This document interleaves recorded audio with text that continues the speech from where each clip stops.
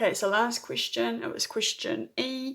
So the gymnast, we've just gone through all of the questions. Looking at E, the gymnast now moves, so they are 2 meters from support A. So that would put them straight in the middle of the setup, okay? So outline how would this affect the forces applied from both legs A, or supports A and B, okay? In the previous video, in the previous question, we calculated the force from both supports. I did it the long way. You actually could have done that a bit of a shorter way if you considered a different pivot. But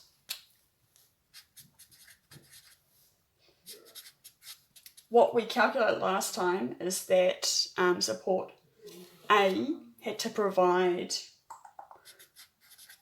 roughly this much force up, and that support force B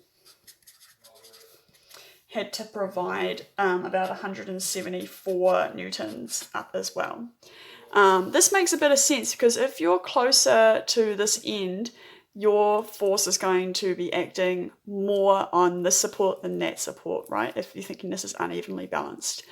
So that's the reason why each of these supports had to provide different levels of force acting up.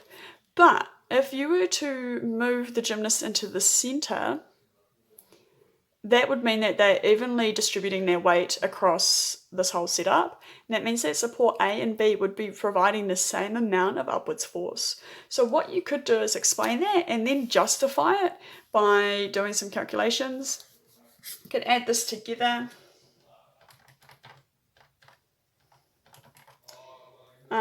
656.6 newtons around about in total. So if this gymnast now moves into the center of the beam,